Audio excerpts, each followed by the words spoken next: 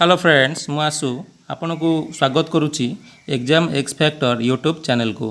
Friends चलते आज आम देखा Odisha University of Agriculture and Technology Bhubaneswar बा ओयूएटी तरफ जो सब वैकेंसी आसी तार डिटेल डिस्कशन आम यही वीडियो माध्यम आज करवा एवं यही नोटिफिकेशन लिंक मुझे आपन को डिस्क्रिप्शन बॉक्स रे देदेवी।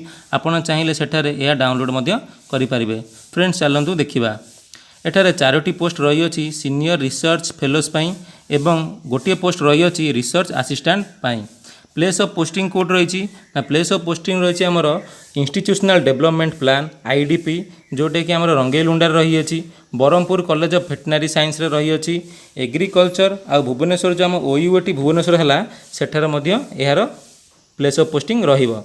एलिजिबिलिटी क्राइटेरिया कौन सब रोचे देखा आमर सीनियर रिसर्च फेलो पाई रही master degree in agriculture agricultural engineering fishery science veterinary science एवं से माने MS Word Excel PowerPoint आसेस डाटा ऑर्गेनाइजेशन मैनेजमेंट एथेरे तांकर भलो हैंड थिबा आवश्यक।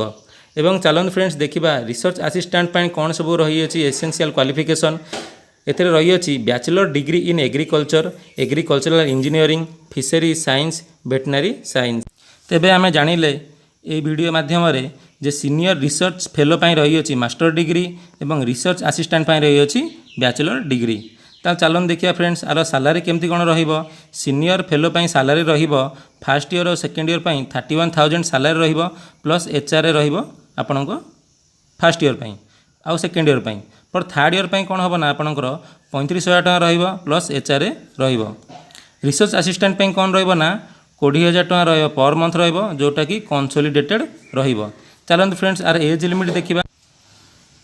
अपर एज लिमिट रही अछि हमर सीनियर रिसर्च फेलो पाई 35 ईयर रही अछि एवं आर 5 वर्ष रिलैक्सेशन रहउछि SC ST women candidates and 3 year for OBC candidates एवं एससी एसटी ओबीसी माने जो दिन तांकर इंटरव्यू हम से माने से दिन तार ओरिजिनल डॉक्यूमेंट नेकी जिबे एवं interested candidate can attend the walk in interview as per the following schedule.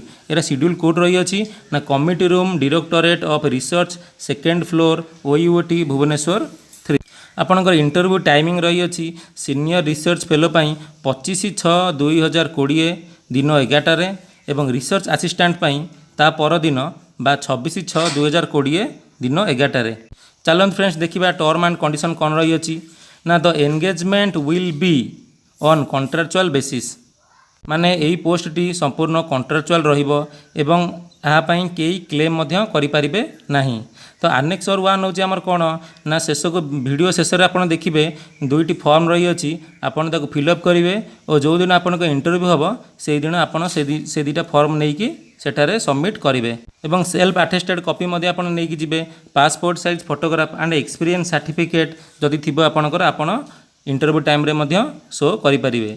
जो माने जॉब करिसेंती से माने एनओसी नै कि जिवे बा नो ऑब्जेक्शन सर्टिफिकेट नै कि जिवे एवं आ भितर आ एमती किछि कहिबार नाही। हां एटा गोटे इंपोर्टेंट पॉइंट रहउची जे written examination may be conducted if the application are too many. ता माने हला जदि आपणकर एप्लिकेंट माने बहुत बेसी हेबे ताहाले से माने मे बी रिटन एग्जामिनेशन करि पारंती। आ बाकी जो सब इंपोर्टेंट पॉइंट अच्छी मुझे वीडियो माध्यम या सब अंडरलाइन कर देछि आपन चाहिए देखि पारिबे।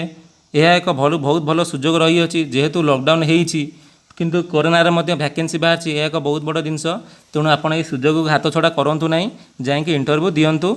आ जदि मोर एक्सप्लेनेशन आपको भल लगी ताले चैनल को लाइक शेयर सब्सक्राइब करंतु। धन्यवाद।